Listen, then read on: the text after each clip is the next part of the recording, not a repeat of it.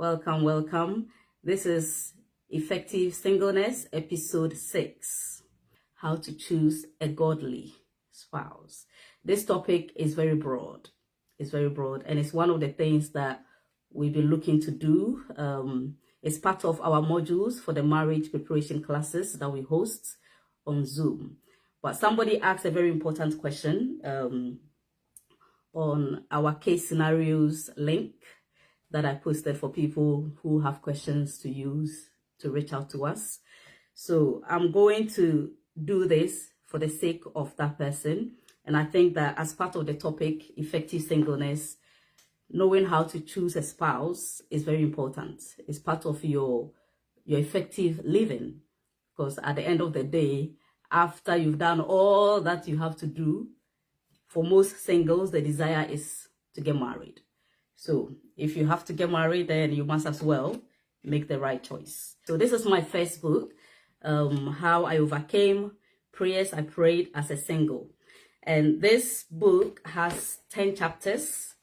And the chapter of marriage is actually chapter 9. Okay, chapter 9. So I'm going to read just a little of the introduction of chapter 9. And then we will take it from there. Okay. Please share this live broadcast. Share it on your timeline. If you are Swalian, you are Mwalian, this is part of the things that you can do to help us to grow our audience and to reach out to people who may need our message. So please share it quickly. Once you have done that, leave a comment in the chat. Just say, I've shared it, okay? God bless you. Thank you for watching. Let me read a question that the person posted. He says, I'm a single, and this is something I have noticed, which is not a good precedence for most single people looking forward to marry. The alarming rate of divorce is very high in this our generation. What is the main cause for divorce? And is there a way it can be reduced? Okay, so those of you who have shared, thank you. God bless you. Yeah, so that's the question. The question is about why is there so many divorces in our generation? So I'll read a chapter 9 from my book. And it says, this is probably the chapter you have been waiting for as a single, because I know most singles have a great desire to be married. Maybe you have wondered why marriage was not dealt with in chapter 1, but rather in this last part 1 chapter. The answer is simple. Marriage is not the most important thing in life, although it is one of the important things one might do in life. As I'm reading, if you've got a problem with anything I said or anything I say, just leave it in the chat. So for instance, I said marriage is not the most important thing in life. Some of you may struggle with that. So you can leave it in the chat and say why. Okay, something like that. Among the many decisions one would make in this journey of life on earth, the 3 major and most important decisions are salvation, followed by purpose, and lastly, marriage. Where you spend eternity after death matters. Our earthly life is only a transition, and how we live that life determines the quality of our life on earth and after death. Your life is not a mirage and certainly does not end on earth. There is another life after death, which is even more important than the life we live on earth. Just as people are destined to die once, and after that to face judgment. Hebrews 9:27. A life without God is a meaningless and a wasted life. A life without God is an empty life. And what do you benefit if you gain the whole world but lose your soul?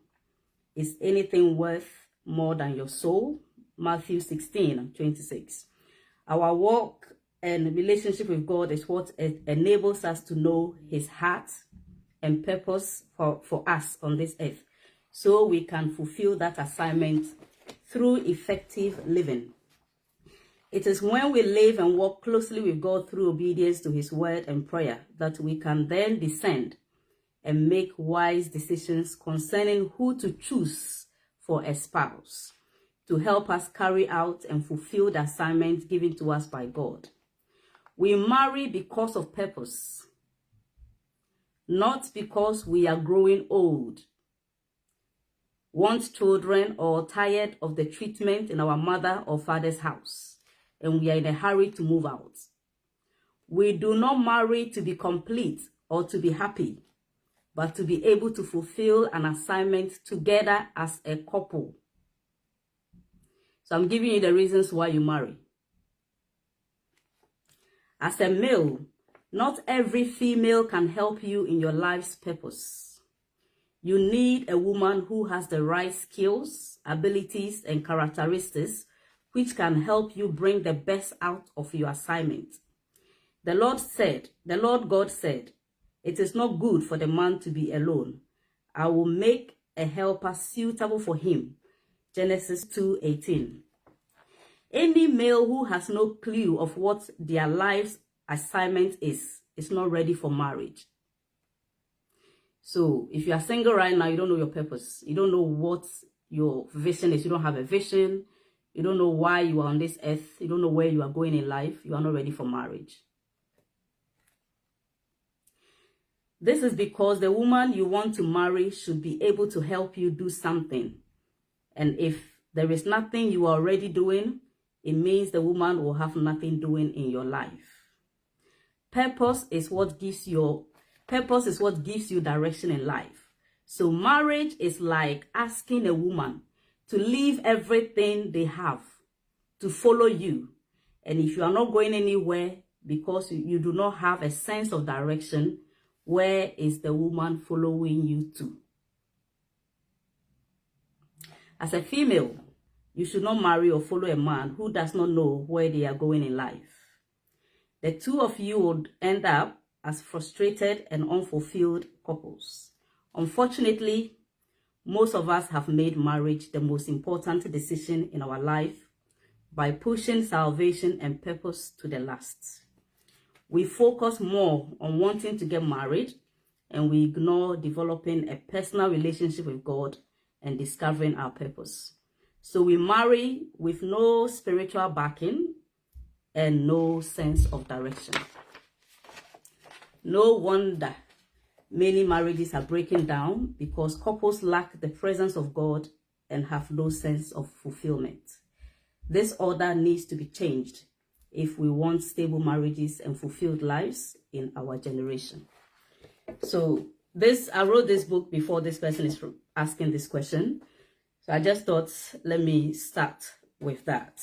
So there is an order that needs to be changed if the rate of divorces would reduce, or divorce might never, I don't think it will ever stop. Okay. It has always been there. We came to meet it, and so the question is how to reduce it. And I think that what is causing a lot of divorces is, number one, we're getting the priorities wrong. So there are three most important decisions that we will make in life. We have other decisions, but the most important ones are your salvation, where you will go from here. Okay, because you are not here to stay. One day, we will all die. Okay, so the life that we are living here is very important. And if you are married and you are watching this video, you know that you need a lot of God in marriage. You need a lot of God, especially if you're a Christian. You need a lot of God. It's even when you start planning your wedding, that's when you see your enemies. The people that you thought, oh, they were so much happy with you, all of a sudden, they start behaving very weird. So right from your wedding preparation, you know that you need a lot of prayers. Okay, and those who takes it for granted, sometimes the marriages don't work, or sometimes they don't even happen. Okay, so you need a lot of God.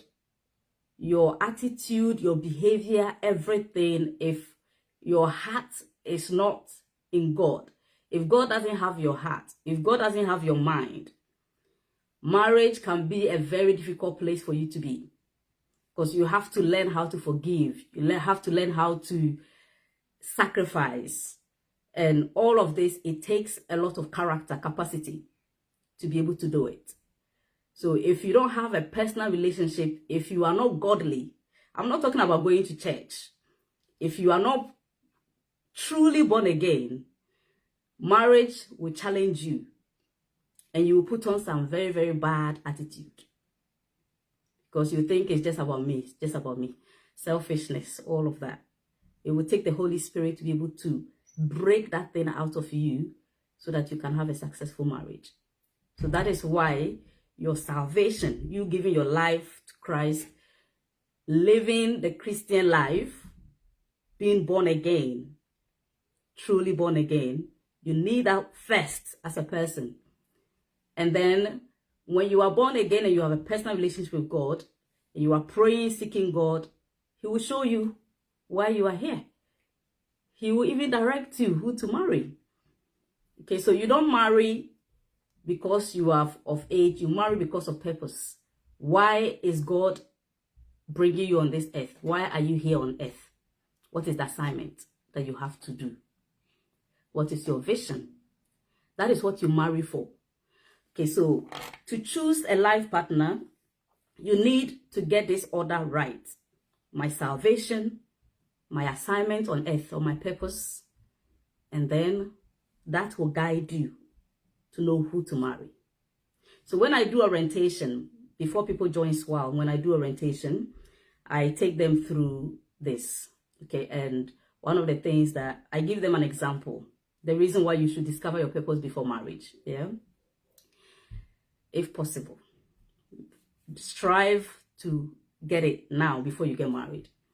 The reason is because, for instance, if you are a footballer, okay, you were single, you were a footballer, you were in a relationship with somebody, and then let's say the guy is the footballer.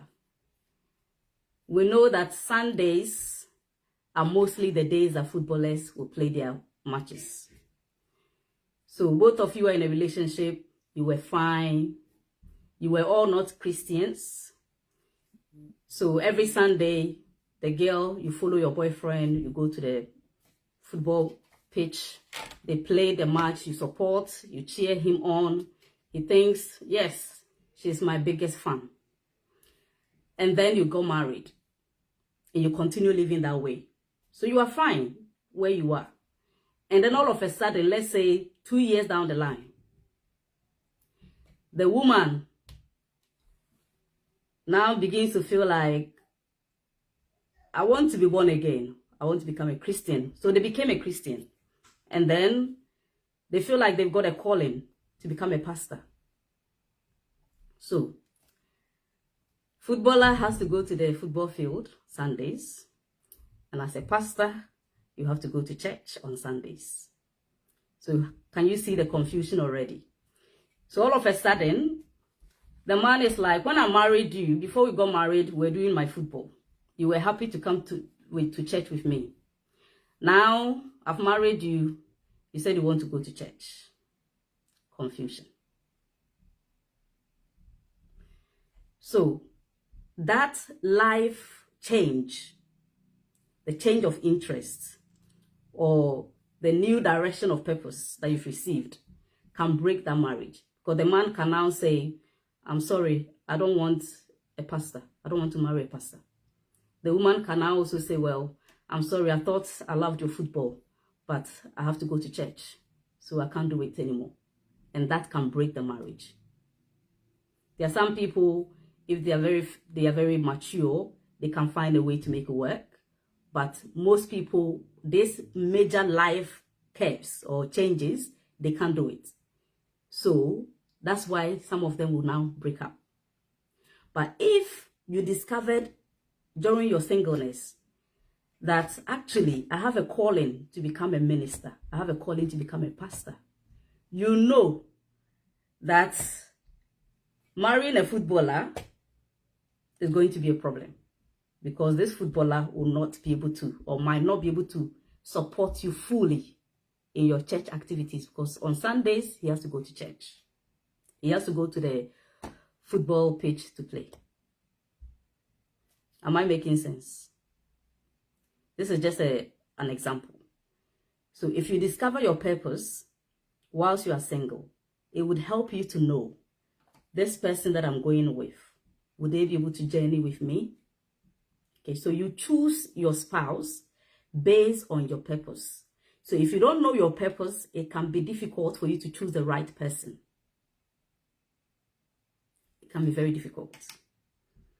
You might think you found the right person, but 5 years down the line, something totally can happen and you feel like you are not gelling again, because you've now discovered different things that you feel like this is where God is leading you. And if the other person is not happy to journey along with you, can two move or walk if they don't agree? You can't. Okay. So you need a major mindset shift to be able to choose a life partner. So getting the priorities right. And then the other reasons why, the second reason why we are having a lot of divorces is people do not prepare for marriage. It's very interesting how recently we were trying to get our baby boy to sleep. And the boy is heavy. He's heavy. He's very heavy. And he's the type of person he likes to be carried to sleep. So I carried him a bit. He would not sleep. I was tired. My husband took over. And he was still not sleeping. So I went to check on them. And I said to my husband, parenting is work. It's not easy. My husband shook his head and he's like, these people, when you are getting married, when you are single, everybody will be saying, get married, get married. And immediately you get married, have children, as if having children is so easy, as if it's so easy. And I started laughing. I said, yeah, this is what I've always been talking about. You know, they don't prepare us for marriage. And I've met people who, they thought they were ready for marriage, and then they got married, and a child came in, and they suddenly realized that, no, I'm not ready for marriage. I've had people say that to me, that I think I was not ready for marriage. Okay, so we are not prepared for marriage. Immediately you finish university, right? Even in the university, they tell you, before you leave, make sure you grab somebody. They don't prepare you. They don't sit you down to talk anything about marriage. No, just get married. And this is why Single with a Life has been a passion. It's very, very strong on my heart. Because of some of these things, we don't get prepared. So many of us are prepared physically. You see the girl looking glamorous. You see the woman looking glamorous. All the makeup, all the dressing, you know, all the beauty, showcasing their bum, showcasing their big breasts, showcasing their heels. But mentally and emotionally, they are not ready for marriage. They are not. Okay, so this is where the problem is coming from. This is where, and I remember when I was single and I was saying, develop yourself, develop yourself first before marriage. People were angry with me. They're like, you are single. What do you know about marriage? Why should you be telling people to prepare for marriage? Are you married? Blah, blah, blah. And meanwhile, those who are married, I'm not teaching those who are not married. They are not teaching us, and they don't want people to teach. Because they feel, oh, I'm married for 10 years, I'm married for 20 years, I know better than you. Who are you? You just got married, or you've never been married before. So what do you mean by marriage preparation? What do you mean by developing yourself? What do you mean by... Somebody told me, I don't feel you are qualified, you are experienced for what you are doing. Because they felt I was not married. So I shouldn't teach singles. I shouldn't tell them to prepare for marriage. So that's the problem we are having. That's the problem. You know, it's interesting how you sometimes I speak to people who are having problems in marriage, and I'll ask them questions like, when you were single and you were courting this person, did you ask this question? Did you not see this? They didn't look. They were looking at the appearance of the person. The person looks smart. They look presentable. Oh, he's tall. She's pretty. And so they choose a person for marriage. And then after a year or two, they realize that, no, the character, I can't marry this. And they have to break up.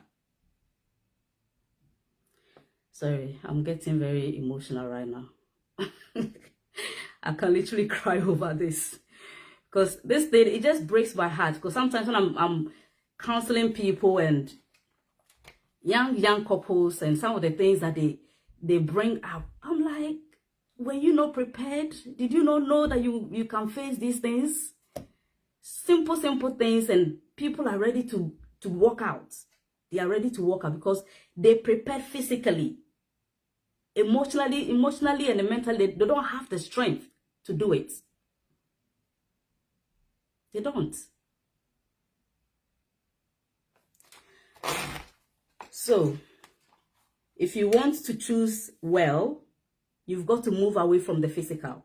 Okay, you need a big mindset shift, because most of us, as a human being, what would attract you first is the physical. Okay, the person's facial, if they are trimmed, they have 6 packs. Those are the things that you may feel attracted to. But if you follow that, you will make a mistake. Thank God for beauty. Okay, but don't follow that. If the person has what you want and the beauty is part of it, praise the Lord. But your priority shouldn't be because the person has a big bum bum, or they got big breasts, or you like the way they walk, you like the smell, the way they smell, you like the way they dress. All of that will become a nuisance if you marry them and they don't have character, they don't have capacity. So make sure that the physical is not what you are following. Yeah. Marry or choose based on where you are going. Choose based on your vision. And this is where I'm going to speak to young pastors. Now, pastors, I love pastors a lot. In fact, I've got a whole vision that in future, something that I want to do. Okay, my husband and I, is something I want to do for pastors. And I love pastors a lot. But I think that pastors, especially,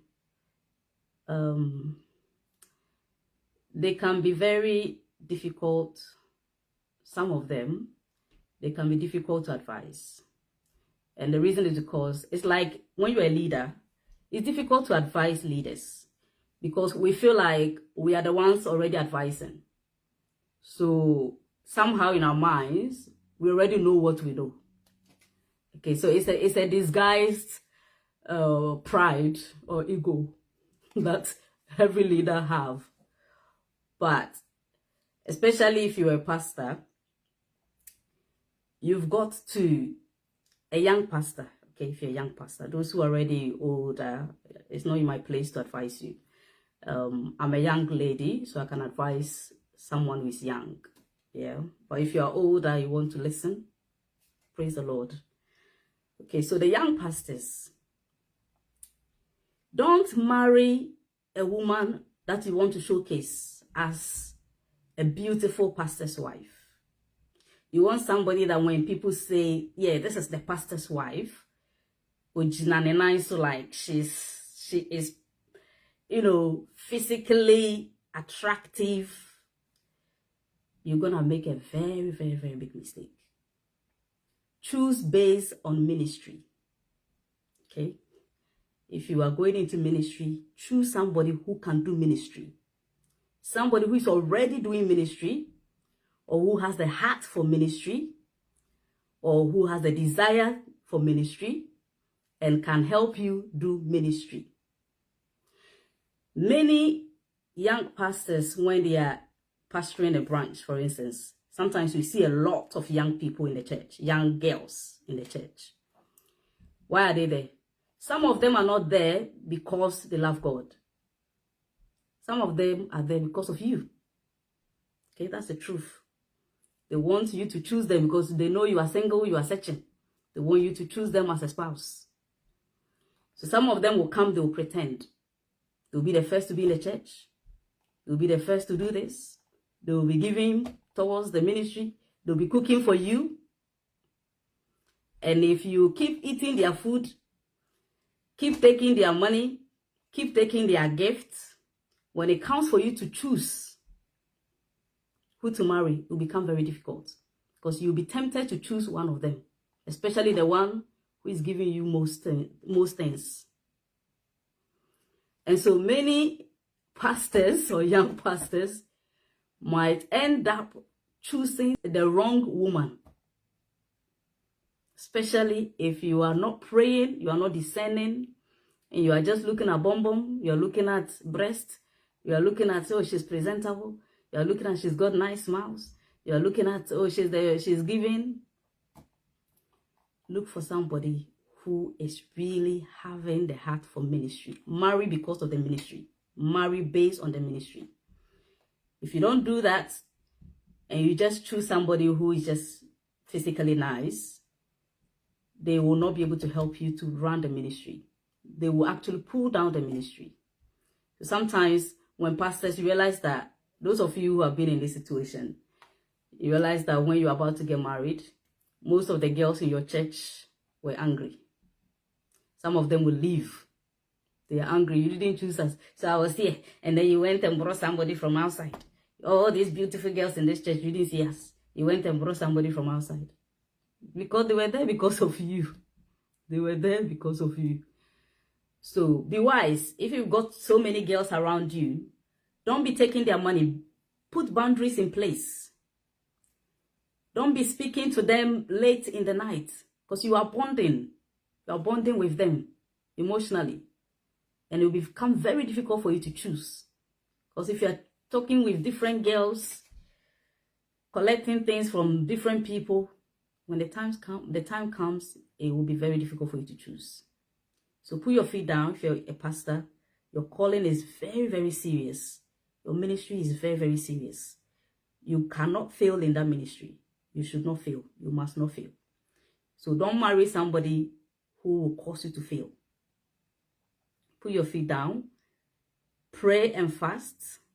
Add it to your choosing, okay? Pray. Have a day in the week you are praying and fasting purposely for your wife. If there are girls in your church, there are so many women around you, pray, God, open my eyes. Show me who they are. If my wife is among one of them, show me.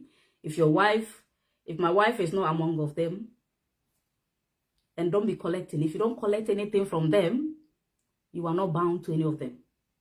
They cannot hold you legally responsible. Because some of them can now start cursing you. They can now start hating the woman that you now brought to marry. So if they leave the church, good for you. If they stay, some of them can decide to start giving your wife problems. Giving her attitude. Because you've collected things.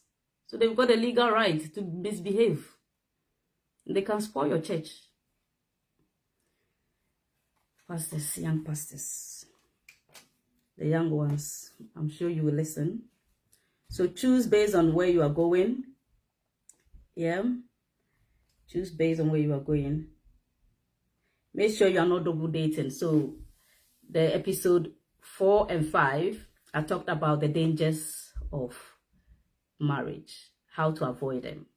So if you are at a place where you want to choose the right spouse, make sure that you avoid all those dangers of marriage. Okay, no double dating. Make sure if you're not interested in the person anymore, break that relationship and start afresh. Okay, so right now, if you want to get it right, you feel like the person you are with, you are not very sure, break the relationship. Okay, don't keep them and then be searching for somebody else, so that when you now find the right person, you dump them. No, they are not an experiment. Their life is equally important as yours, so don't play with their life.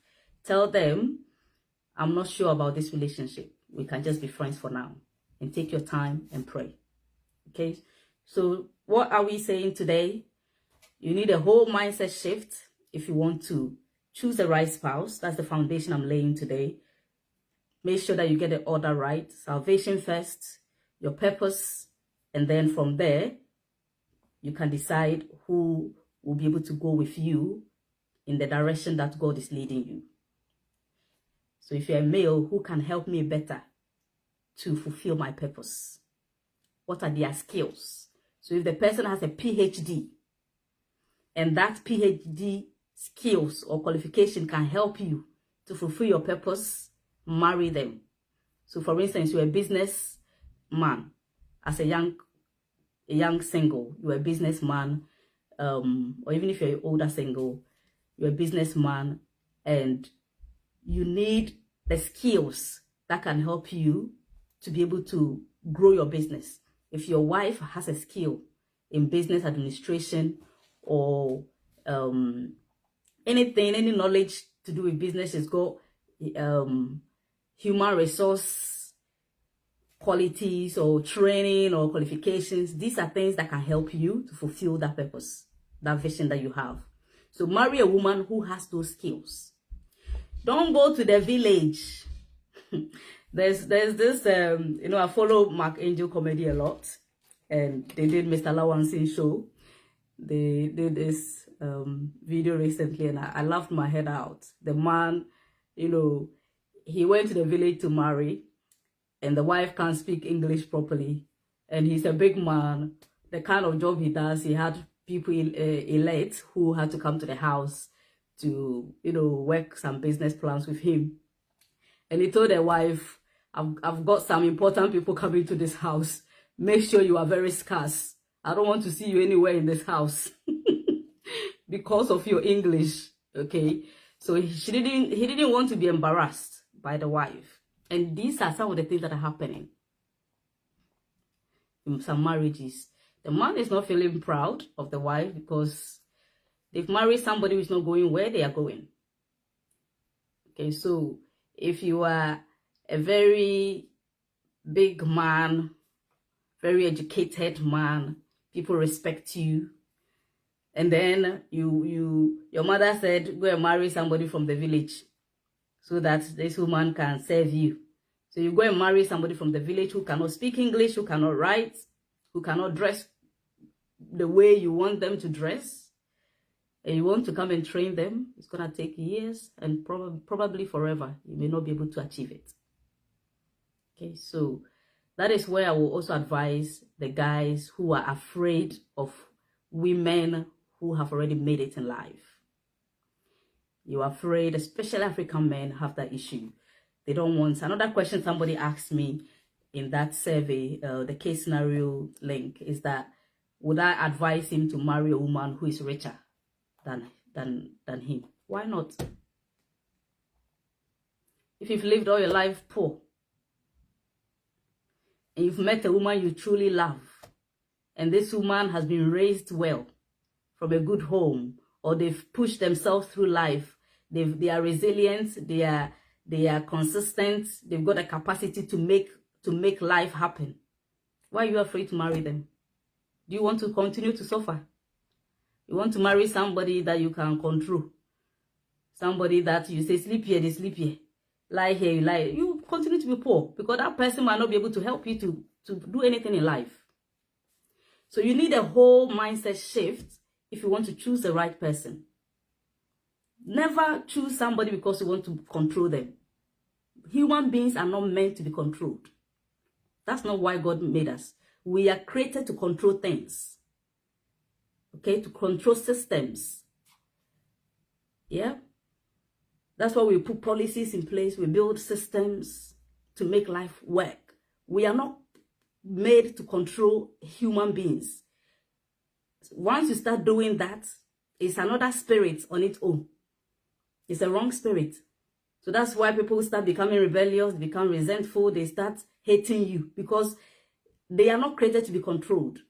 So don't marry somebody because they are easy to control. You will be poor. If you want somebody that you want to control, you will not be happy. Because you say sleep here, they sleep. You say lift your leg, they lift. Eat this food, they eat. Don't eat this food, they are like a robot. Who wants to live with a robot? Okay? That's not the purpose of marriage. The purpose of marriage is to help you, the two of you becoming one, so that you can fulfill God's purpose for your life. So you need that woman who has all the skills to help you to grow. You need the woman that has all the knowledge, all the wisdom to help you to become big in life. If you want to become a trillionaire, where is that woman that can help me to become that trillionaire? That is the woman you are looking for. Not the woman living in the village who cannot read, who cannot write. And because they can say, yes, sir, master, yes, my Lord, you feel that's what you want. You will not attain that vision. You will not get there. You will not get there. So I hope I'm blessing somebody. Mindset shifts. The men, don't be afraid of the women who are already up there. Marry them. They are the women you should marry because they have proven that they can bring themselves up to something good. They've proven that they can help you to succeed. If they've been able to help themselves to succeed, what shows that they can't help you to succeed? You just have to put your ego down. Humble yourself. And let them help you. Many marriages that you see that the men are doing well, look at the women by their side. Most of them is the women, though. It's the women. Okay, so right now, if you're on your way to the village, maybe you are sitting in the car right now. You're on your way to the village to go and bring a wife. Please do reverse. Reverse. Come back home. Lord have mercy. Come back home. Choose that city girl, please. That city girl. Choose that girl. That girl that is speaking the English that you are proud of. Yeah. Yeah, that girl that has already built her house. You don't necessarily have to live in that house. You can decide, both of you can decide to rent out that house and buy another house that both of you live in. Okay, so put all the pride, the ego down, the fears down, the physical thing. You know, my body has completely changed. Yeah, I've changed. I've lost my bum since I had my kids. My bum is not looking as big as it was before. It's not looking as firm as it was before. So if my husband was looking at my bum, and that's the reason why he's married me, bum is gone. What will you do now? So if you marry because of bum, when bum disappear, you too, you will disappear. Okay. Most women, they lose their shape when they give birth. It's just a few of them that can come back. Even when you come back to yourself, your breast is not going to be as firm as it was. Some people will have stretch marks. Some people, their tummy becomes big. Okay, I've had 2 CS. My tummy will never look the same again. I can't do anything about it. So if my husband was looking at my physiques, and that's the reason why he married me, disappointment. So you cannot focus on the physiques. Yeah? Please leave in the chat, in the comments, what are you taking home? What have you learned? One thing that you have learned, if you are watching, please. What are you learning? What are you taking home? Yeah? Are you getting your priorities right so that you can choose right? Okay, so these are the things that I would say we should get right from the beginning so that we can build on it. So this is just a foundation. I'm just laying the foundation for today. Hopefully in the episode 7, I would shed more light on other things. There's so much. And thank God I'm married. Thank God. I've learned so many things now. Things that I have seen that could have been a challenge. How we overcame them. You know, these are the things I'm going to really major on, what you should look out for. Okay, look out for. Especially if you want a godly home, a peaceful home. You cannot afford to close your eyes. Okay, so Pastor Andrew says that marry for purpose. Okay, thank you. Yeah, and if you're a pastor, please stop taking things from these girls. No, stop taking money from them. Stop taking food. Some of them can even use food to blindfold you. Where you eat is very important. Okay, somebody can put something in your food. You eat it, your mindset about them will change. There are some people, they can put something in your food. You eat that food, you will sleep with them. There will be this sexual edge that will come upon you. You can't control it because they've charmed you. Okay, so if you're a young pastor, you've got to be very careful. You've got to be very, very careful. If not, you continue to eat this food, collect their money, take their gifts, and all of that. And when you are now getting ready to marry the person you want, they can all pounce on you. It can become very dramatic, and you don't want that. Okay, so please be very, very extra careful if you're a young pastor. Is the only Pastor Andrew who has learned something? Olivia, what have you learned? Emeko, Nakokoi, what have you learned? Now is my favorite swallowing. You're hearing it for the first time, isn't it? Adam says no double dating. Yomife, I learned that what you don't want, don't play around it. If you need a copy of my book, it's on Amazon. Okay. How I overcame prayers I prayed as a single. It's got everything. It's a holistic book. Everything is in this book. From marriage to finances, from healing, forgiveness, everything is in this book. Yeah, if you're in Ghana, you can find it at Challenge Bookshop. I think we've got it at Matadis Books. I need to ask the person that is in charge. But definitely Challenge Bookshop, you'll find it there. Okay, God bless you. Have a wonderful time. Please share this video on your timeline. Next week, I'm going to be on the Married with a Life Facebook page. And I'll be talking about why some husbands do not help their wives. So that is also going to be episode 6. Okay. If you've already missed some of the episodes, episode 1 to 5, you have to find them on the SWAL page, or you go on the Married for Life page and find the series on there as well. God bless you. We'll see you next week, Sunday, on the Married with a Life Facebook page.